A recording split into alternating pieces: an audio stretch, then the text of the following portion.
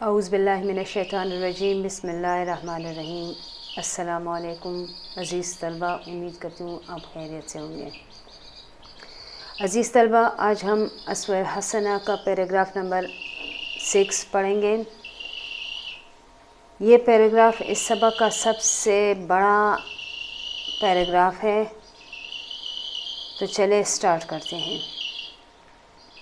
غرض ایک ایسی شخصی زندگی جو ہر طائفہ انسانی اور ہر حالت انسانی کے مختلف مظاہر اور ہر قسم کے صحیح جذبات اور کامل اخلاق کا مجموعہ ہو۔ صرف حضرت محمد رسول اللہ خاتم النبیین صلی اللہ علیہ وآلہ وصحبہ وسلم کی سیرت ہے۔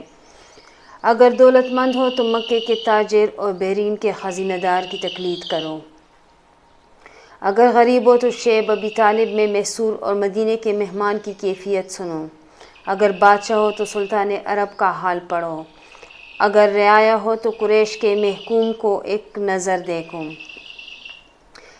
طائفہ انسانی یعنی کہ انسانی گروہ سے تعلق رکھنے والے ہر حالت انسانی کے مختلف مظاہر مینز حالتیں، کامل اخلاق، مکمل اخلاق یا اخلاق فاضلہ، مجموعہ ایک جامع تصویر۔ وہ کس کی ہے؟ حضرت محمد صلی اللہ علیہ وآلہ وسلم کی سیرت یعنی ذات ہے۔ خزینہ دار یعنی کہ خزانہ رکھنے والے، تقلید کرو، اطاعت کرنا۔ شیب ابی طالب یعنی کہ یہ ایک گھاٹی کا نام ہے۔ کیفیت حالت، رعایت عوام۔ اگر فاتح ہو تو بدر و حنین کے سپہ سالار پر نگاہ دوڑاؤ۔ اگر تم نے شکست کھائی ہے تو مارکے احد سے عبرت حاصل کرو۔ اگر تم استاد اور معلم ہو تو صفا کی درسگاہ کے معلم قدس کو دیکھو۔ اگر شاگرد ہو تو روح الامین کے سامنے بیٹھنے والے پر نظر جماؤ۔ اگر واضح و ناصح ہو تو مسجد مدینہ کے منبر پر کھڑے ہونے والے کی باتیں سنو۔ یعنی کہ اگر تم نے شکست کھائی ہو تو مارکے احد یعنی کہ غزوہ احد سے عبرت حاصل کرو، سبق حاصل کرو۔ اگر تم استاد اور معلم ہو تو صفا یعنی کہ صفا ایک چبوترے کو کہا جاتا ہے، یعنی کہ صفا کے معلم کا درس سنو۔ اور اگر شاگرد ہو تو حضرت جبرائیل علیہ السلام یعنی کہ روح الامین کے سامنے بیٹھے ہوئے شاگرد کو دیکھو، یعنی کہ حضور صلی اللہ علیہ وآلہ وسلم کو دیکھو۔ اگر واضح و ناصح ہو یعنی کہ واضح مینز بیان دینے والا اور ناصح مینز نصیحت کرنے والا۔ مسجد مدینہ کے منبر یعنی کہ منبر ایک اونچی جگہ ہے، مسجد میں ایک اونچی جگہ ہے جہاں پہ امام صاحب کھڑے ہو کر خطبہ دیتے ہیں، تو منبر پہ کھڑے ہونے والے کی باتیں سنیں۔ اگر تنہائی اور بے کسی کے عالم میں حق کی منادہ کا فرض انجام دینا چاہتے ہو تو مکے کے بے یار و مددگار نبی صلی اللہ علیہ وآلہ وسلم کا اسوہ حسنہ تمہارے سامنے ہے۔ بے یار و مددگار یعنی کہ بے بس و لاچار۔ اگر تم حق کی نصرت کے بعد اپنے دشمنوں کو زیر اور مخالفوں کو کمزور بنا چکے ہو، یعنی کہ دشمنوں کو زیر یعنی کہ اپنے نیچے اپنے انڈر میں لا چکے ہو اور مخالفوں کو کمزور بنا چکے ہو تو فاتح مکہ کا نظارہ کرو۔ اگر اپنے کاروبار اور دنیاوی جدوجہد کا نظم و نسق درست کرنا چاہتے ہو تو بنی نذیر، خیبر اور فدق کی زمینوں کے مالک کے کاروبار اور نظم و نسق کو دیکھو۔ اگر سفری کاروبار میں ہو تو بصرہ کے کارواں سالار کی مثالیں ڈھونڈو۔ اگر عدالت کے قاضی اور پنچایت کے ثالث ہو تو کعبے میں نور آفتاب سے پہلے داخل ہونے والے ثالث کو دیکھو۔ ثالث مینز یعنی کہ انصاف کرنے والے۔ اگر تم انصاف کرنے والے ہو تو اس شخص کو دیکھو جو کہ کعبے میں داخل ہو رہا تھا صبح کے وقت اور انہوں نے حجر اسود کا فیصلہ کیا، لگانے کا فیصلہ کیا، اور حجر اسود کو لگانے کا صحیح وہ کیا فیصلہ کیا، حق پر فیصلہ کیا۔ مدینہ کی کچی مسجد کے صحن میں بیٹھنے والے منصف کو دیکھو، جس کی نظریں انصاف میں شاہ و گدا اور امیر و غریب برابر تھے۔ اگر تم بیویوں کے شوہر ہو تو حضرت خدیجہ اور حضرت عائشہ رضی اللہ تعالیٰ عنہ کے شوہر کی حیات پاک کا مطالعہ کرو۔ اگر اولاد والے ہو تو حضرت فاطمہ رضی اللہ تعالیٰ عنہ کے باپ اور حضرت حسن و حسین رضی اللہ تعالیٰ عنہ کے نانا کا حال پوچھو۔ غرض تم جو کوئی بھی ہو اور کسی حال میں بھی ہو، تمہارے زندگی کے لیے نمونہ، تمہاری سیرت کی درستی و اصلاح کے لیے سامان، تمہاری ظلمت خانہ کے لیے ہدایت کا چراغ اور رہنمائی کا نور، حضرت محمد صلی اللہ علیہ وآلہ وسلم کی جامعیت کبریٰ کے خزانے میں ہر وقت اور ہمہ دم مل سکتا ہے۔ یعنی کہ جامعیت کبریٰ تکمیل کبریٰ۔ ظلمت خانہ، ویسے ظلمت خانہ اندھیرے کمرے کو یا قبر کو کہا جاتا ہے، اس لیے طبقہ انسانی کے ہر طالب علم اور نور ایمانی کے ہر متلاشی کے لیے صرف محمد رسول اللہ صلی اللہ علیہ وآلہ وسلم کی سیرت ہدایت کا نمونہ اور نجات کا ذریعہ ہے۔ عزیز طلبہ، یہ تھا پورا پیراگراف جس کے مشکل الفاظ ہم نے پڑھے اور اس کے معنی بھی ہم نے سمجھے۔ اب ہم اس کے اہم نکات کی جانب بڑھتے ہیں۔ اہم نکات اس کے یہ ہے کہ پہلا نقطہ یہ ہے کہ دولت مند، یعنی کہ مکے کے تاجر اور بحرین کے خزینہ دار کی تقلید۔ دوسرا نقطہ غریب، یعنی کہ شیب ابی طالب مسور اور مدینہ میں مہمان۔ نمبر 3 ہے بادشاہ، یعنی کہ سلطان عرب کا حال۔ نمبر 5 ہے فاتح، یعنی بدر و حنین کے فاتح۔ اور نمبر 6 ہے شکست خوردہ مارکے احد۔ اور نمبر 7 ہے کہ والد کے طور پہ دیکھیں یا شوہر کے طور پہ دیکھیں تو حضور صلی اللہ علیہ وسلم کی ذات اقدس پورے مسلمانوں کے لیے ایک مثال کے طور پہ موجود ہے۔ عزیز طلبہ، اگر ہم اس میں دیکھیں تو مسلمانوں یا انسانوں کا کوئی گروہ، کوئی طبقہ، کوئی جماعت یا کوئی بھی انسان اس حد تک مکمل نہیں ہو سکتا یا اس کی شخصیت اس حد تک مکمل نہیں ہو سکتی جس طرح آپ صلی اللہ علیہ وآلہ وسلم کی شخصیت تھی۔ آپ صلی اللہ علیہ وآلہ وسلم کی شخصیت اگر دیکھیں تو وہ زندگی کے ہر موڑ میں انسان کے لیے مکمل نمونہ موجود تھا۔ اگر سبق کا درس لینا تھا تو حضور صلی اللہ علیہ وآلہ وسلم کی زندگی کا وہ حصہ پڑھے، اس حصے کا مطالعہ کرے جب وہ شیب ابی طالب میں مسور تھے، شیب ابی طالب کی گھاٹی میں مسور تھے، یعنی کہ مکہ کے لوگوں نے ان کا معاشرتی بائیکاٹ کیا، ان کے خاندان کا معاشرتی بائیکاٹ کیا، اور آپ صلی اللہ علیہ وآلہ وسلم اپنے خاندان کے ساتھ شیب ابی طالب میں قید ہو کر رہ گئے تھے، اور اس حد تک انہوں نے مصیبت برداشت کی کہ اس بعض اوقات ان کے پاس کھانے کے لیے کچھ نہیں ہوتا تھا تو وہ درختوں کی جڑیں یا پھر وہ اپنے جو ان کے پاس پانی کی مشکیں تھی ان کا چمڑا کھا لیتے تھے اور ان پہ گزارا کر لیتے تھے، لیکن انہوں نے صبر کا دامن نہیں چھوڑا۔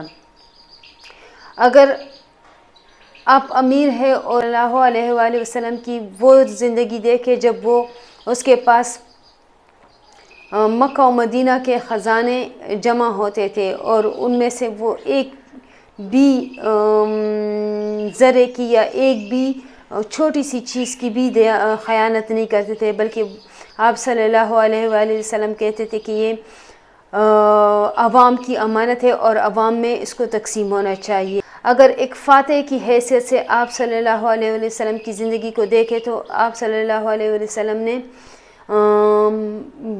بدر و حنین کی لڑائیاں لڑی اور اس میں فرنٹ فٹ پہ آپ صلی اللہ علیہ وآلہ وسلم اس میں شریک ہوئے، اور وہ لڑائیاں آپ صلی اللہ علیہ وآلہ وسلم نے as a سپہ Salar, as a سردار، فوج کے سردار کے طور پہ وہ لڑی اور وہ جیتی اور اس میں فتح حاصل کی۔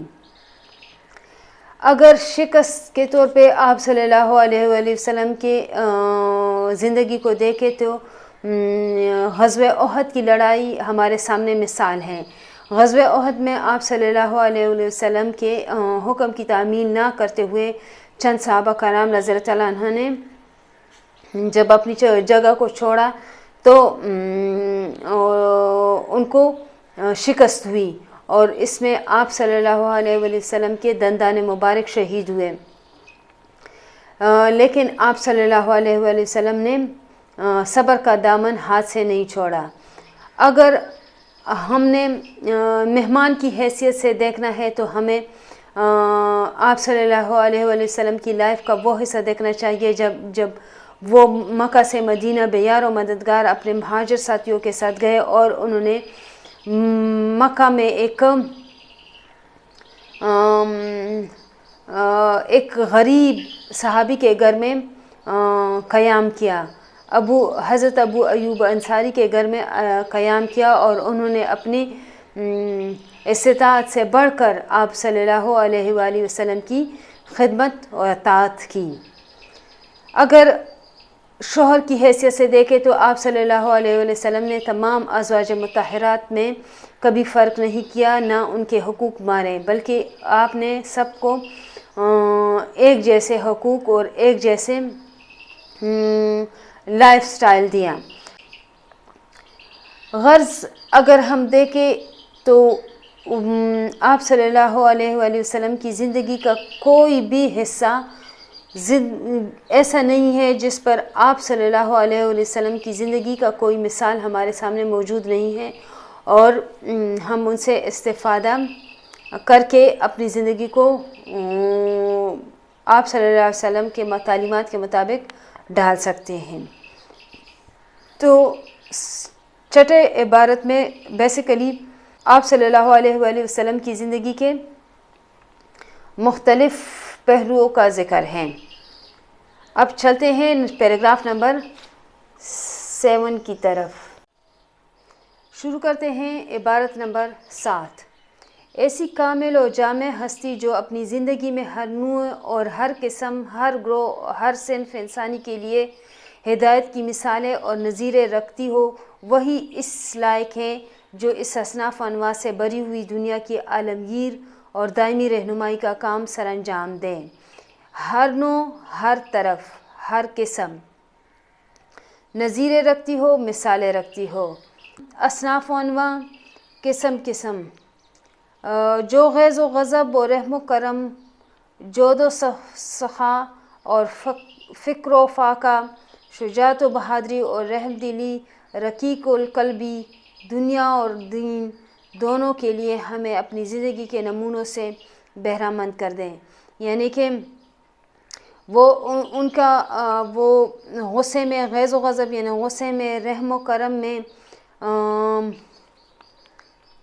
بخشش اور سخاوت میں، شجاعت و بہادری میں، اور رقیق القلبی یعنی کہ نرم دلی میں اگر دیکھیں تو ہمارے سامنے ان کی مثالیں موجود ہیں، جو دنیا کی بادشاہی کے ساتھ ساتھ آسمان کی بادشاہی، اور اس آسمان کی بادشاہی کے ساتھ دنیا کی بادشاہی کی بھی بشارت دیں۔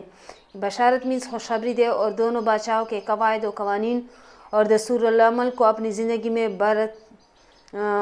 برت کر دکھا دیں، استعمال کر کے دکھا دے، برت کر دکھا دے، استعمال کر کے دکھا دے، دستور العمل یعنی کہ کام کرنے کا طریقہ۔ اب اس عبارت کے تشریح کی جانب بڑھتے ہیں۔ تشریح: ہر انسان دوسرے انسان سے مختلف ہوتا ہے، ہر لحاظ سے مختلف ہوتا ہے، نہ ان کے خیالات ملتے ہیں، نہ ان کے احساسات ملتے ہیں، نہ ان کے جذبات ملتے ہیں، نہ ان کی سوچ ملتی ہے، نہ ان کے یعنی کہ ہر لحاظ سے وہ ایک دوسرے سے مختلف ہیں، نہ ان کے مذاہب ایک دوسرے سے ملتے ہیں۔ تو ان سب کے لیے رہنمائی جو موجود ہے وہ آپ صلی اللہ علیہ وآلہ وسلم کی ذات اقدس میں ہیں، اور دنیا کے ہر قسم کے انسانوں کو زندگی گزارنے کے لیے ایک مثال، ایک آئیڈیل یا ایک نمونے کی ضرورت ہوتی ہے۔ ہر کوئی اپنے سامنے ایک آئیڈیل رکھتا ہے، تو آپ صلی اللہ علیہ وآلہ وسلم کی زندگی ہر گروہ، ہر انسان، ہر جماعت، ہر طبقے، ہر زمانے میں ہر طرح کے لوگوں کے لیے ایک مثال، ایک نمونہ ہے۔ اگر اس میں سے آپ رہنمائی حاصل کریں تو آپ صلی اللہ علیہ وسلم غیظ و غضب یعنی کہ غصے کے وقت میں آپ صلی اللہ علیہ وسلم اپنے اوپر کس طرح کا قابو کر لیتے تھے، رحم و کرم آپ صلی اللہ علیہ وسلم کی ذات رحم و کرم کا عملی نمونہ تھی۔ آپ صلی اللہ علیہ وسلم کی زندگی تمام نوع انسانی کے لیے، تمام گروہوں کے لیے ایک نمونہ ہے۔ آپ صلی اللہ علیہ وسلم کی زندگی یا سیرت کو اپنا کر انسان اپنی زندگی میں سکون لا سکتا ہے۔ ضروری نہیں کہ ہر انسان ایک دوسرے کے ساتھ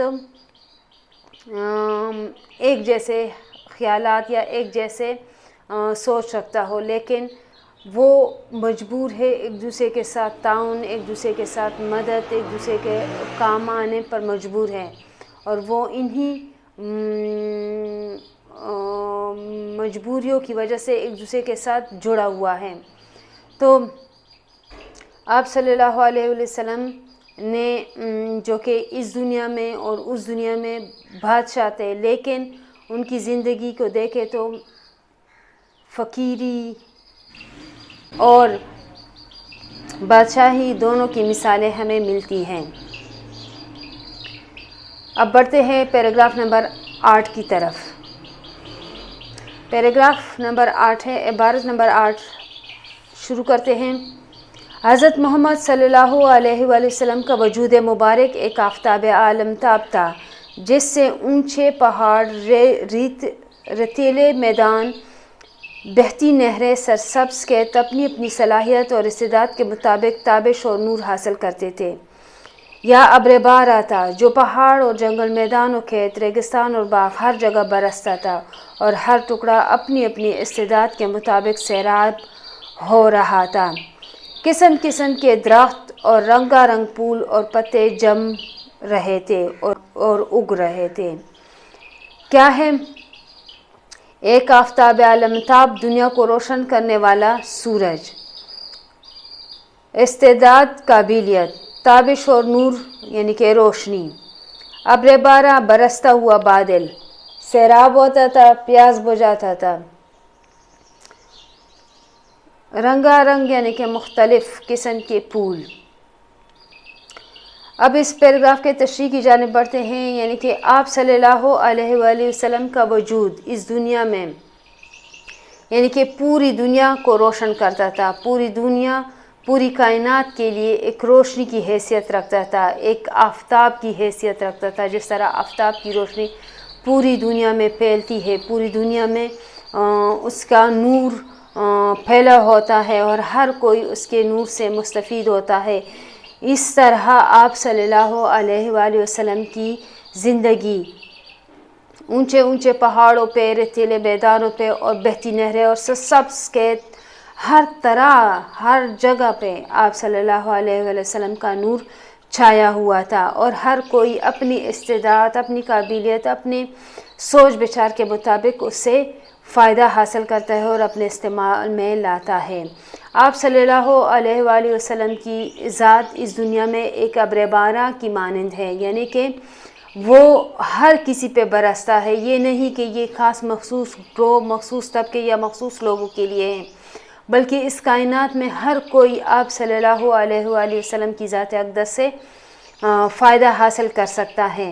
آپ صلی اللہ علیہ وسلم کی ذات صرف پہاڑوں، جنگلوں، میدانوں، نہروں، کھیتوں، باغوں تک محدود ہی نہیں تھی، بلکہ اس سے ہر جگہ پہ، چاہے وہ اندھیرا ہے، روشنی ہے، چھوٹا ہے، بڑا ہے، کھیت ہے، میدان ہے، پہاڑ ہے، دریا ہے، یعنی مسلمان ہیں، غیر مسلم، ہر کوئی اس سے استفادہ حاصل کرتا ہے، اور ایک گلدستے کی مانند آپ صلی اللہ علیہ وآلہ وسلم کی ذات ہے، اور ہر کوئی اس سے اپنے ہی مطابق، اپنے ہی خواہش، اپنے ہی سوچ کے مطابق اس سے پھول لیتا ہے، اس کی خوشبو لیتا ہے، اور اس سے وہ سیراب ہوتا ہے اور اس سے وہ فائدہ حاصل کرتا ہے۔